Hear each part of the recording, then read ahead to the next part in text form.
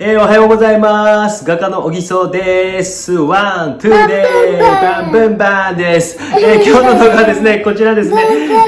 イタリアのプロチダ島という、ナポリの近くの島を描きました。夕日にドーンとぶつかっている絵でございます。なんかこう、島の家の壁がですね、いろんな色でですね、すごくこう綺麗な街というか島でした。今結構有名になって、なんかこう、カメラ、あれは何かね、カメラのなんか、一番初めのオープニングの画面が、このプロチダ島になっていて、キャンドルやったかな、すごいなと思います。ぜひ楽しんで見てみてください。それでは、どうぞそれでは解説をしていこうと思います。8号の M というサイズ、マリーンというサイズですね。8号というサイズでございます。これは転写をしておきました。形は転写をして、今、墨入れという作業をしております。早送りでお見せしようと思います。何年前かな ?2016 年とかぐらいかなに行ったんですね。このプロチダ島というところ、ナポリからですね、船でボと30分ぐらいかなのところで、もう本当になんかものすごい、当時はそうでもなかったけど、今も日本人も結構行くのか、なんかキャノンかなんかのこうオープニング、うるさいのかなのなんかになってたりして、僕カメラこの間 SVすいませんいうの買ってボーンと開いたらこの街だってびっくりしました。もう誰も当時観光客なんかいなくて、宿自体もほぼなくて、わーっていうところでもう食べるとこも1軒、2軒あんのかな、この島の裏側にある、その程度だったんですけどね。また海外旅行行きたいですね。本当に皆さんも行きませんか？僕がなんかツアーとかやっても人が全然集まらなかったんですけど、今ならもしかしてちょっと集まる気しますもんね。今墨を入れをしております。今回はなんかこう空と海とこの島、これ端の方ですね、島の端の方でおそらく教会かなんかやったのか、なんかそういう感じのところですごく古びた、今何になってるのかよく分かりませんけども、そんな感じのところです。もう本当に題材自体がこう取材自体海外とか行けないんで日本が多くなってたりするんですけども、ちょっと海外もやっぱ書いておいて展覧会とかをね、彩りをということで、今インプリミトゥーラということで、これはコバルトブルーとロワンバポピオール、テレピン、超速乾メディウムなどを入れることもあります。この段階だけはちょっと早く乾かしたいなということで、ハケでやっていってます。このぐらいのサイズのハケってものすごい便利ですんで、皆さんね、持たれるといいんちゃうかなと。油絵とか水彩とかでもハケなんかあると便利だったりしますよ。結構ですね、道具に関しては。僕はそんな別にもう高級な道具っていうのを使うわけでもない、使うこともあるんですけども、一般的な道具ももちろん使いますよ。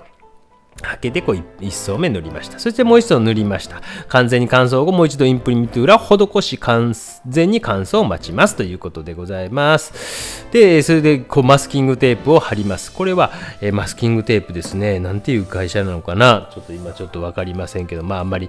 でこれすごいこうはっつきませんでしたみたいなことを言われたことあるんですけど、ものすごいフラットじゃないとくっつかないので、これ僕はやっぱ白亜地という下地とかを作っているから、これ全面にはっつくんですね。白亜地という、だからなかなか、ジェストとかですごい平滑に、したりすれば多分くっつくと思うんですけども、ぜひぜひそういうなんかやっぱ平滑じゃないとくっつかないよと、エアブラシ用のマスキングテープみたいな感じだと思うので、ちょっとそこのとこだけは注意してください。キャンバスとかじゃなかなかくっつかないので、シナベニアかなんかのパネルかなんかとかにジェストとかを薄く塗っていくなりなんなりして、それをまた紙やすりで平滑に磨いて、最後こうね、つるっとさせてあげたらいけんちゃうかなという気がします。こういうデザインカッターみたいなので切っていきます。空のところビューっと切っていきますけども、この島に行って面白かったのは、知り合いも一緒にいて、知り合いが何人かいたのかな。面白かったですね。その方初めて海外行かれる方も一人いてね、朝起きて、朝食を食べて部屋に戻ったら部屋の鍵が閉まっていた。要はね、鍵外からポッと閉めてしまうと鍵が閉まるってよくあるじゃないですか、ホテルとかで外に出て鍵を中に入れたままにしていて、誰もね本当泊まってる人私たちだけだったから、もちろんね安全っちゃ安全なんですけど、なかなか初めての海外やったからその方ですね。そして、鍵が中に入ってしまった。どうしようどうしようっていうことで、フロントの人に鍵が中に入ってしまった。キーインザルームみたいな感じで、英語で言えばなんか伝わるんちゃうすかとかみたいな感じで言うてですね、なんとかしてくれみたいなことをフロントの従業員のお兄さんに頼みに行きはったんですね、その方ね。それで僕らちょっと遠くからで見てたんですけど、鍵、部屋の中って言い張りました。日本語でそしたらフロントの、人はそれで分かってくれましたね。OKOK せいせいせいとか言ってですね、面白いなと思いました。なんか気持ちで伝わるんやなって言葉は思いました。何の話をしてんねんって感じですね。空と海を今マスキングしていってます。そして、この建物の中の壁の一部、特に明るいところみたいなのをマスキングしていっております。そして船とかは切り残しておいておりますね。面白いですよね。僕ももう何年3年ぐらい海外行ってないですもんね。そのコロナになる前に最後に行ったのがイタリアかな。その前ポルトガルに行ったのかなね。また行きたいですね。どっかマレーシアとかどっか行きたいですね。どっかおすすめあれば教えて。韓国とか意外と近いところからでもいいかもしれませんもんね。全然行ったことないのでですね。そしてこんな風に切り取ってきます。地味な作業ですよね。地味な私のこれよく白亜字傷つかないんですかって言って聞かれるんですけど、多少傷つきます。でも厚みが多少あるのでですね、もうあんまり深くまで行ってしまうとパネルとか布を貼ってるんですけども、行ってしまいますけど、そこまでいかないような感じで、描いていってます。こういうマスキングテープを使うっていうことは邪道だとかって言われることはあるんですけども、別にええかなと思ってね、売ってはるんやからええんちゃうとか思ったりですね。僕は昔の絵画とかを見た時に、黄金背景テンペラ画っていう初期ルネッサンスの絵画とか見ると、パチーと人物と背景が金箔で、塗り分けられていたりとかしてですね、そんな感じでマスキングテープみたいなのは当時売ってなかったでしょうけど、そんな風に塗り分けたりしていることもあったりするから、気にせんでええんちゃうとかっていう風に思います。絵が良ければええかなぐらいの感じで、絵が悪かったらそれはそれでね、その人の評価でこんなもん写真見たやと言ったらそれまでですけども、本物見てね、ぜひ批判していただいて結構ですよという感じですね。よくいろいろ批判もあったりしますけど、そういう職業だと思いますもんね。で、壁のとこ塗っていきます。面白いですよね。なんか港、もう完全に、漁師たちが住んでいるような感じですから、ナポリとかの方にあれですかね、魚をおろしたりするのかもしれませんけども、壁が、ここは町の方じゃないんであれですけど、壁がいろんな色になっていて、そのいろんな壁の色になっていて、遠くから見たら、自分の家が分かるように、漁師が船でね、漁に行って帰ってきた時、自分の家に明かりがついてるかなみたいなのが見えるためにみたいなことをなんか説明を受けた記憶があります。ツアー、なんか私と一緒に行くツアーみたいなのを組んでもらってた時期があって、全く集まらなかったから3、4回やってやめたんですけど、今ならなんか集まりそうな気がするのでね、そういう旅行会社の人もし見てたら、もしかして、国内でもいいと思いますもんね。国内とかもやりたいなと思いますよね。どっか長野とかいいですよね。あんまり行ったことないですもん。長野にはあんまりいい思い出がない。すみません、長野の県民の皆様ね。修学旅行でスキーに行ったんですけども、ちょっとスキーでうっかりですね、風邪ひいてしまって、ほぼスキー3日間のうち、半日間しか滑れなかったという苦い思い出ぐらいしかないので、また長野県には行ってみたいななんていうふうに思ったりしますよね。なんかね、その思い出。それでこれで、完全に乾かしてもう一層塗りますね。完全に乾いた完全に乾燥後2層目を塗りますと。1層目うまいことちょっと色がバチッと合わなくても2層目塗ると色がバチッと合ってきますので、合いやすいじゃないですか。だから僕は2層をだいたい塗ったり、絵の具の厚みみたいなのをわざと持たしたり、マテリアルですね。さっきちょっと喋りませんでしたけど、筆の後ろかなんかで波の方向みたいなのをちょっとヒューッと書いてたの分かりました？そういう風に物質感をつけているマチエールをつけたりしてます。ちょっと早送りしていってます。シャシャシャシャ。まさかこんな早くて動くわけないですからね。シャシャシャシャシャシャ。で空ももうちょっと紫がかってる、なんか夕暮れにかかるかな田舎かなぐらいの感じの雰囲気を出すためにもうちょっと紫がかった雰囲気がいいのかなということで、さっき青みがかってるのにちょっと紫がかってちょっとくすんでいる感じになったの分かりますか？そして黄色とか白とかビカーっと夕日に照らされて明るくなってる感じを出したるでという感じですね。分かりますかね？で、叩き筆でペペペペペペペペッと叩いて、マスキングテープを剥がします。完全に乾いてから剥がした方がいいと思いますけど、せっかちおじさんはもう一気に剥がすことがありますね。めんどくさがってですね。これは乾いてますね。完全にね、乾いた状態で今日は珍しく我慢しました。我慢ができるようになってきたんですね。大人もね、大人になりましたね。よかったよかった。ということでビューと、あんまり街の方はそこまで細かくはやってないんですけど、やっぱり空と海がまずメインのマスキングをいたしました。ねえ、面白いですよね。1層目のマスキング。こういう本当技法自体も真似された方してみてもいいと思いますけどね。もう私だいぶ前からやってたんで、もうそれをお見せしたというね、技法を見せたくないという先生方おられたりすると思うんですけど、僕はあんま気にしないので、聞かれて答える方がめんどくさいし、それは教えれませんというのもなんかもうあれなんで、もう逆にここまで見せたら聞かれなくなるというね、いかにこう時短を考えているかということですね。そんなことばっかりしております。こうちまちまちょっと窓のところとかちっちゃいマスキングテープが残っていたりするのをこう取っていって、こんな感じでまだよく街並みって感じ分かりませんよね。それ分かりますかね。こんな感じになって、街並み教会かな、一番島の端っこの方でしたね。もしかして向こうの方に見えるのはイタリアのどっかのあれかな、島かもしれませんよね。そしてこれカッターの刃です。カッターの刃ね、カッターの刃で何してんすかって感じでしょ。これカッターの刃でね、軽くこうやすっていってるんですね。そうすると平滑になるじゃないですか。要は軽くやすっていって、要はマスキングのこう剥がし忘れが見つかるんですよ。今こういうとこも見つかったってわかるんですね。でこんなことをしてる。へーって感じでしょ。そしてまたマスキングテープを貼りますと、ちょっとね縦になりましたけども、マスキングテープ自体はシューッとこう縦にしていった、縦に重力にまだやってますね。そしてこうビリビリビリとこういう感じでやって、ベータとくっつけて、今度はどちらかというと建物の中をもともとマスキングをしていくという感じですね。ちょっと中間ぐらいのところ、っと倒れたみたいな感じですね。ヒヤヒヤしましたか？大丈夫ですよ。そんなしょっちゅうですからね。ギュッとやっていきます。でこうなんていうか障子を張るかごとくこう空気を抜きながらしていくという感じですね。そして、端の方はビューッと切り取っておきます。こういうのね。そしてまたちまちま面白くないのでね、ちょっと早送りにした方がいいかもしれませんけど、今度また壁のとここんなやっていきますよっていうことで、こんな感じでちまもうなんか切り絵みたいですよね。切り絵みたいな切り絵アートでもあるかもしれませんよね。いろんなこう技法を使っているという面白い人ですよね。アクリルとかでもある程度できるかもしれませんのでね、やりたい方やってみたらいいんじゃないですか。自分の本当にこうそこからオリジナリティみたいなものを、僕は本当にこうなんか田口康夫先生という人の黄金背景テンペラ画という授業を受けて、このマスキングええんやっていうのを思ってですね、